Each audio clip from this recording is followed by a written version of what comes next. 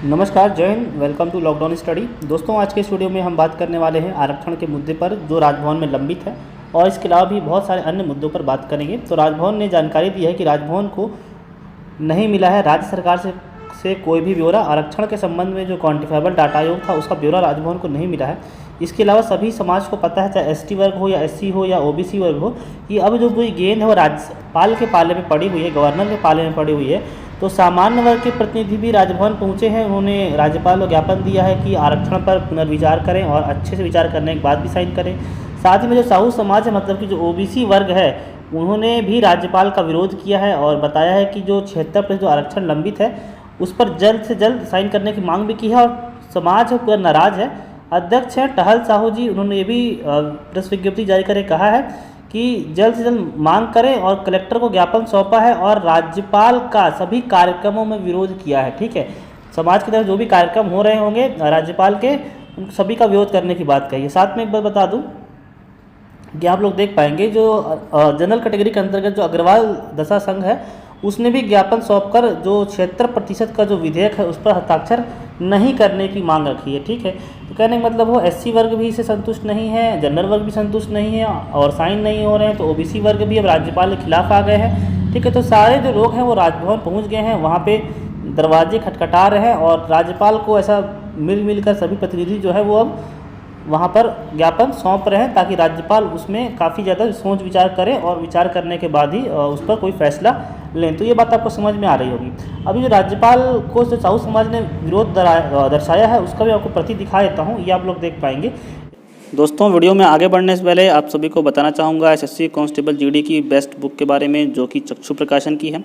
और अभी हाल ही में एसएससी के लिए ये सबसे बेस्ट बुक है, क्योंकि इसको नए लेटेस्ट पैटर्न के साथ डिज़ाइन किया गया है, जिसमें आप सभी को मिलेंगे 2800 से अधिक बहुविकल्पीय प्रश्न, 3 सॉल्व पेपर और इसके अलावा बहुत कुछ। क्योंकि इसमें जो बुक है वो बिल्कुल ही नया पैटर्न के आधार पर, यहाँ पे आप लोग देख पाएंगे सिलेबस के आधार पर इसको डिज़ाइन किया गया है, और इसको परचेस करके आप अपनी तैयारी को और भी अधिक मजबूत कर सकते हैं।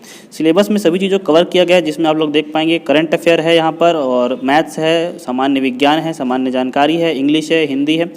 इसके अलावा दोस्तों बुक के अलावा आप प्रैक्टिस सेट भी ले सकते हैं, जो कि कांस्टेबल जीडी के लिए है। यहाँ पे आप लोग देख पाएंगे ये जो कांस्टेबल जीडी का अगर प्रैक्टिस सेट लेते हैं तो आपको 3300 से अधिक यहाँ पे प्रश्न देखने के लिए मिल जाएंगे।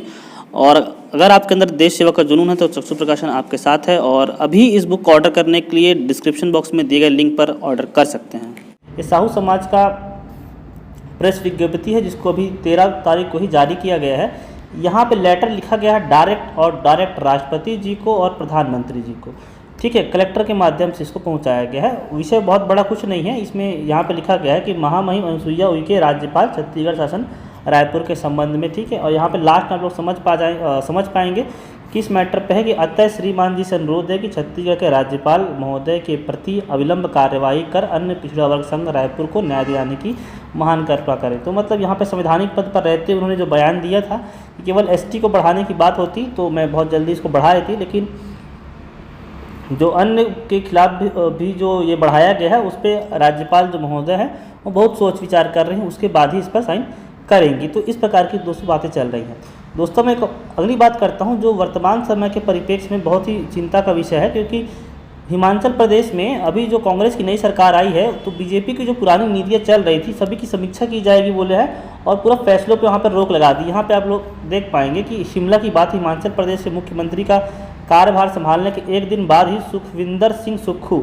ठीक है, तो मैं ऐसा इसलिए बता रहा हूँ कि छत्तीसगढ़ में दोस्तों यही हुआ था जब भूपेश बघेल जी की सरकार आई थी कांग्रेस की, तो सीजी में, तो उसके बाद जो रमन सिंह की जो सरकार थी, रमन सिंह ने वहाँ पे छत्तीसगढ़ में एसआई भर्ती निकाली हुई थी और कांस्टेबल की भर्ती भी निकाली हुई थी। तो जो कांस्टेबल की भर्ती और एसआई की भर्ती तो अभी तक नहीं हो पाई है। कांस्टेबल की भर्ती तो करा ली गई है, लेकिन कांस्टेबल की भर्ती को भी रद्द कर दिया गया था देखा जाए तो इसी प्रकार से जब ये कांग्रेस का अंतिम 1 साल बचा हुआ है, हो सकता है कांग्रेस की गवर्नमेंट दोबारा आ जाए, लेकिन जो भर्ती प्रक्रिया है, ठीक है, वो लगातार चल नहीं पा रही किसी न किसी मुद्दे के कारण। 4 साल से जो छत्तीसगढ़ में एसआई की भर्ती है वो पेंडिंग पड़ी हुई है। तो यही हाल अब हिमाचल के प्रदेश वाले लड़कों का भी होने वाला है। यहाँ पे आप लोग देख पाएंगे, क्योंकि जहाँ भर्ती है वहाँ सभी पे रोक लगा दी गई थी, क्योंकि चुनाव के पहले वहाँ पे भी बीजेपी गवर्नमेंट ने भर्ती निकाली होगी। अब इस गवर्नमेंट को भर्ती पूरा कराना चाहिए, क्योंकि गवर्नमेंट में जो प्रशासनिक कार्य है वहाँ पर रोक नहीं होनी चाहिए, लेकिन सब जगह इसको रोक लगा दी गई है। अब दोस्तों मैं आगे बात करता हूँ कि आरक्षण का फ़ायदा उठाते उठाते बात यहाँ तक बिगड़ गई है कि आउटसोर्सिंग की नौबत आ चुकी है। देख पाएंगे स्वास्थ्य विभाग ने टेंडर जारी किया है, ठीक है, और उसमें यह कहा है कि आरक्षण का रोस्टर नहीं है तो हमको आउटसोर्सिंग के जरिए 1200 से अधिक पदों पर स्टाफ नर्स की भर्ती करनी होगी, ठीक है। आउटसोर्सिंग का मतलब ये नहीं कि बाहर से लिया जा रहा है, यहाँ पर लोग देख पाएंगे आउटसोर्सिंग से संघ का मतलब है कि ठेका प्रथा के माध्यम से नर्सिंग संवर्ग में किए जा रहे भर्ती का विरोध कर रही है शासन, मतलब शासन के जो ये लागू किया गया है उसका विरोध किया जा रहा है। दोस्तों मैं बात करता हूँ, यहाँ पर लोग देख पाएंगे कि रोस्टर नहीं बनने का प्रदेश भर के अस्पतालों में 1200 से अधिक पदों पर स्टाफ नर्स की आउटसोर्सिंग से भर्ती की जाएगी, ऐसी खबर निकल के आई है। और जो आउटसोर्सिंग की जो भर्ती है उसको कौन करेगा, तो यहाँ पर आप लोग देख पाएंगे कि एजेंसी को टेंडर भरने की आखिरी तिथि 25 दिसंबर तय की गई है और इसके लिए टेंडर जारी कर दिया गया है। यहाँ पर सबसे नीचे में आप देख पाएंगे कि अफसर की मांग की कि स्वास्थ्य विभाग के एक अफसर की परिचित की चेन्नई की कंपनी है जिसको ठेका देने का प्लान बनाया गया है, इसलिए आउटसोर्सिंग का रास्ता खोला गया है और बहाना आरक्षण रोस्टर का नाम दिया जा रहा है। कहने का मतलब ये है कि स्वास्थ्य विभाग के एक परिचित है, उनके परिचित की कोई कंपनी है चेन्नई की, उसको ठेका देने का ऐसा बात चल रही है, अखबार की न्यूज़ है, मेरी तरफ से मैं अपनी तरफ से कुछ भी नहीं बता रहा हूँ। और आउटसोर्सिंग के जरिए 1200 पदों पर स्टाफ नर्स की भर्ती की जाएगी और जो पूरा जो दारोमदार है, जो जिम्मा है वो आरक्षण के ऊपर डाल दिया जाए कि आरक्षण का रोस्टर ही नहीं बन के आया हुआ है तो हम लोग भर्ती कैसे करेंगे, ठीक है। तो यहाँ पर हो रही हैं और इस बारे में आप लोग क्या सोचते हैं आप लोग कमेंट करके ज़रूर बताइए। मिलता हूँ मैं आपसे अगले वीडियो में, तब तक धन्यवाद, जय हिंद। और दोस्तों आप सभी को बताना चाहूँगा हमारे संस्थान लॉकडाउन स्टडी में कल 15 दिसंबर से मैथ्स और रीजनिंग की स्पेशल बैच स्टार्ट होने वाली है, जिसका फ़ीस मात्र 699 रुपये है। जो भी अभ्यर्थी इच्छुक होंगे वो इस दिए गए नंबर पे हमसे कांटेक्ट कर सकते हैं। लाइव क्लास होगी, सभी लोग आप लोग लाइव जुड़ करके अपने मैथ्स और रीजनिंग के कॉन्सेप्ट क्लियर करेंगे। धन्यवाद। और अगर दोस्तों आप छत्तीसगढ़ में रह करके किसी एग्ज़ाम की तैयारी कर रहे हैं या निकट भविष्य में करना चाहते हैं, चाहे वो एग्ज़ाम सीजी पुलिस के लिए हो या छत्तीसगढ़ व्यापम के लिए हो या कोई अन्य एग्ज़ाम हो, तो इस दिए गए नंबर पर आप हमसे संपर्क कर सकते हैं। और दोस्तों हमारा पता है near Gupta furniture, Krishna talkies road, Risali, Bhilai.